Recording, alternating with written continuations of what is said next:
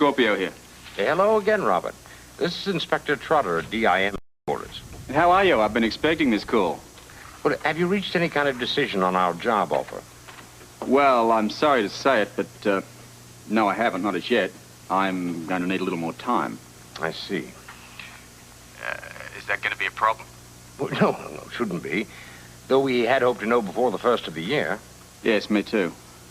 But the thing is that there are still a few problems here to take care of. A friend of mine is in a spot of bother.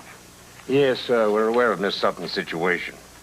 Then you understand why it would be awkward for me to leave at this point. Of course. Look, on that subject, had any luck tracking down the Durbans? No, not a lot. We did have a lead in Vancouver, but by the time we moved in, it was too late. What kind of lead? Oliver and Reginald were spotted outside a local hotel. I have a feeling they were on their way out of town. We probably just missed them.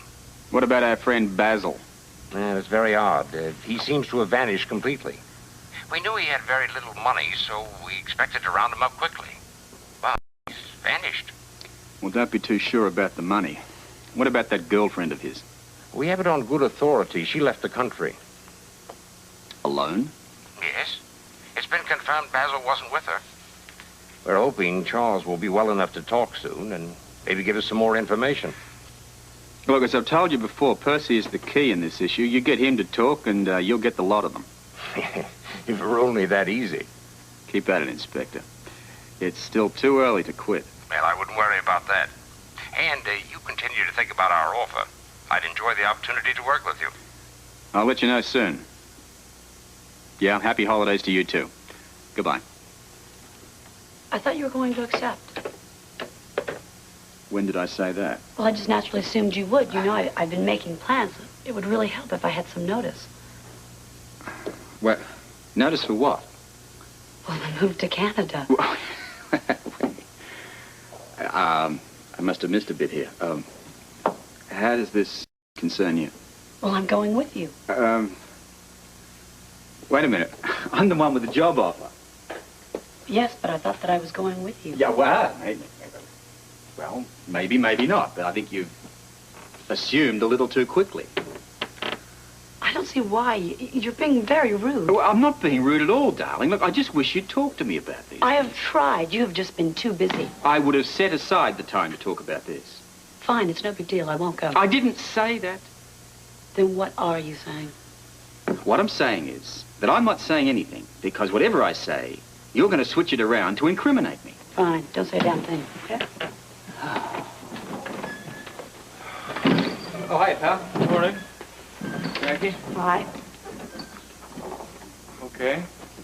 What's wrong? Nothing. Nothing at all. Nothing. No, nothing at all. Robert's just going to run off to Canada and accept a job without telling anyone. Is that true, CK8?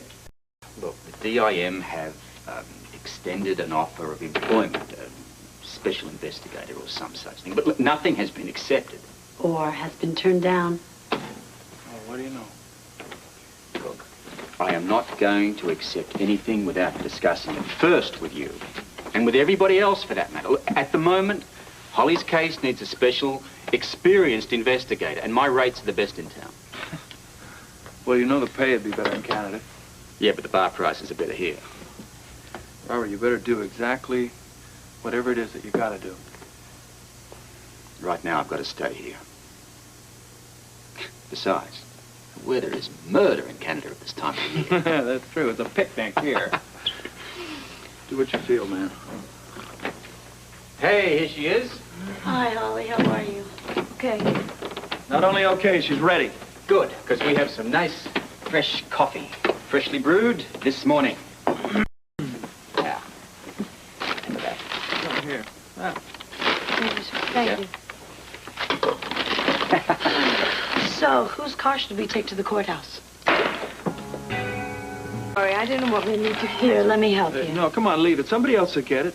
We drop stuff around here all the time. I mean, I've done it at least 3 times this morning. Sure, it's no big deal. Could happen to anyone. See? Nothing to worry about.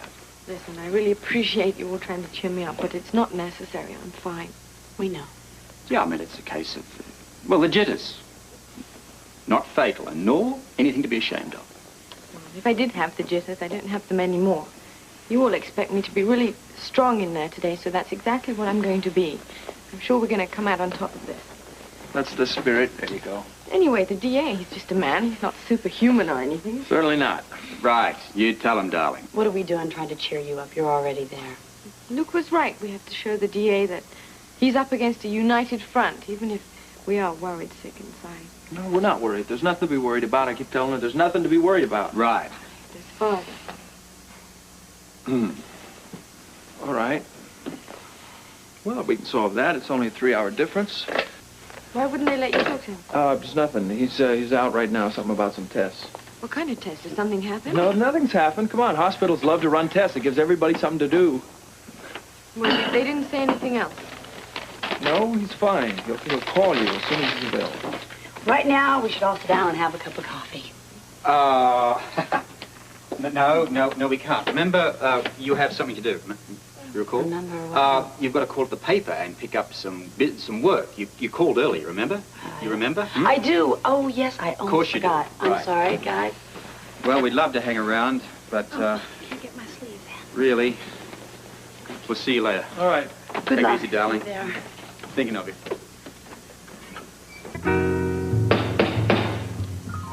I'd like to remind everyone that this is a preliminary hearing to determine whether there is sufficient cause to bind over the accused for a trial. Miss Sutton, would you please rise? Do you understand the charges against you? I do, Your Honor. And how do you plead? Not guilty. Very well, you may sit down. The state will open with its remarks. Before you begin, Mr. Richardson, I would like to ask that both counsels limit their remarks only to the essential facts pertaining to this case. Go ahead, Mr. Richardson. Thank you, Your Honor. The state sees no question in this matter. A trial is not only necessary, but demanded by the people of this city. During the course of the trial, we, the prosecution, intend to present evidence that Holly Sutton was very closely linked to the murders of Frank Van Gelder, Albert Barker, and the attempted murder of Dan Rooney. Contained in this file is concrete evidence that Miss Sutton was involved in the swindle, that she knowingly participated with her close-knit family in these activities and was in constant contact with them, and that she did, in fact, participate in the crimes described earlier. Your Honor, the state is not at this time asking for a trial. We are demanding one. Mr. Kelly. My distinguished colleague fails to bring up one very important point for the defense, Your Honor, and that is, did Miss Sutton willfully participate in the aforementioned crimes? Now, the district attorney very cleverly implied that she did, but I'm hard-pressed to see how he intends to prove it. Because, Your Honor, and Mr. District Attorney, I have concrete proof that she did not willfully participate in any of the crimes. She participated, yes, out of fear of her own life and that of her father's. But she had no prior knowledge of, nor did she participate in the murders. Your Honor, I respectfully request that we end this charade immediately and end embarrassment to the state and to the bench, because this has no obvious solution. Thank you. Does the defense have any substantial evidence to back these claims? Oh, we have, Your Honor. You spoke of a file, Mr. Richardson. Yes, among other substantial evidence. Witnesses? Yes, Your Honor. Here, too, Your Honor. Well, and it seems that both parties are more than ready to go to trial. Your Honor, the state will have no trouble proving Miss Sutton's guilt. We have more than enough evidence right here.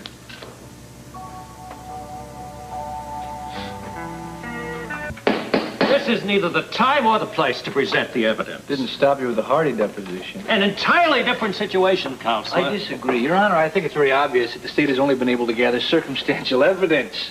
Your Honor, if I may quote Henry David Thoreau, circumstantial evidence can be very convincing, as when you find a trout in the milk. What is that supposed to mean? Surely you've heard of Thoreau. Gentlemen, please, may we stick to the original question here, whether or not a trial is necessary?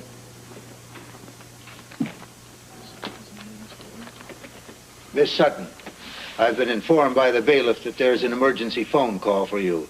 I will recess in time for you to take it. This court is adjourned for 15 minutes. This way.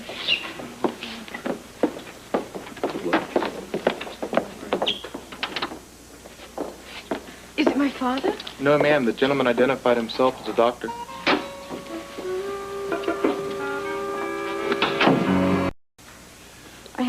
I have to get back. Someone said a doctor wanted to talk to me. I've been on hold for 5 minutes. My name is Holly Sutton. My father's a patient there. They said it was an emergency. Yes, I understand, but please hurry. He was called away from the phone before I could speak to him. Doesn't anybody know what it's about? No, I'm just speaking to someone on the switchboard. Look, you know, we really have to get back. Just a second. Hello? Miss Sutton? That's right. This is Dr. McCarran, your father's attending physician. Yes, doctor, they said it was an emergency.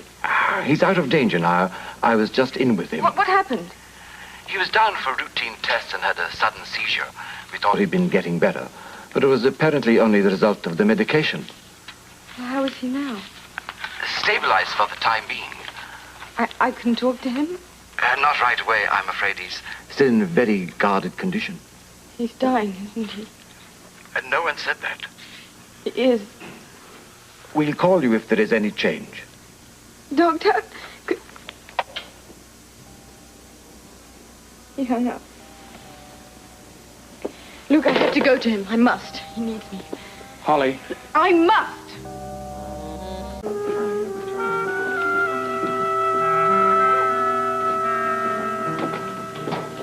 All rise. Be seated. Your Honor, may the defense approach the bench? About what? We just sat down. Nobody said anything yet. There's been a new development which I think requires your immediate attention, Your Honor. We've already had enough delays for one day, Mr. Kelly. Your Honor, can I say something? Maybe I can help explain. All right, Mr. Spencer. But please be brief. It has to do with the phone call that we just got. Yes, go on. Well, it was from the hospital where Charles Sutton, Miss Sutton's father, is being cared for. In Vancouver, I believe. That's right. Now, the doctor that she talked to can confirm the fact that he's very ill. The news of this has hit Miss Sutton pretty hard, because she's very close to her father. Charles Sutton was instrumental in our getting the money back. As a matter of fact, I don't think we could have ever done it without his cooperation. I have read the police reports, Mr. Spencer. Why don't you just get on with it and state your case? Okay, well, the point is that I think that Miss Sutton should be allowed to go and be with her father right now. And I know that you're probably not going to let her do it. It's very irregular. Perhaps you could just review the situation and make an exception here. I promise that she'll come back. That's your guarantee? Your only guarantee? Your promise? My word is good enough for most people. I figured it'd be okay with you. Your Honor, this is preposterous. I mean, they obviously have a plan to run off. Now, the court can't simply dismiss the accused for a short vacation. Holly Sutton is under indictment. It is an unusual request, Your Honor, I grant you, but it's not an unreasonable one, especially if suitable restrictions are placed on Miss Sutton by the court. What sort of restrictions? An escort, perhaps. You mean guards? Someone to keep an eye on her for the court, yes. Cost would be prohibitive. I'll do it myself. It won't cost you a dime. Sit down, Mr. Spencer. Your Honor, if Miss Sutton agreed to pay the cost for the guard, would you agree to it then? Who pays for the guards or not is not the issue here. Now, the woman was very nearly denied bail. We can't have her running off to a foreign country under any circumstances. How many times do I have to say it? There are extenuating circumstances. The man may be dying. The health of Charles Sutton is immaterial to these proceedings. I disagree. Counselor, unless he is willing to come here and become a witness, he will have no bearing on the outcome of the trial. What trial? I thought this was a hearing to determine whether or not we were going to have a trial. The point is well taken, Mr. Kelly. Now, as to the question of Miss Sutton wishing to visit her father, the request is denied. On the very simple grounds, as the able district attorney has put it, it has no bearing on the case. Your Honor, my father is extremely ill. He may need me. I am sorry, Miss Sutton, truly I am, but your request is denied. Furthermore, As to the question of whether or not we should proceed to the trial phase, it is the opinion of this court that a trial time be set at a future date.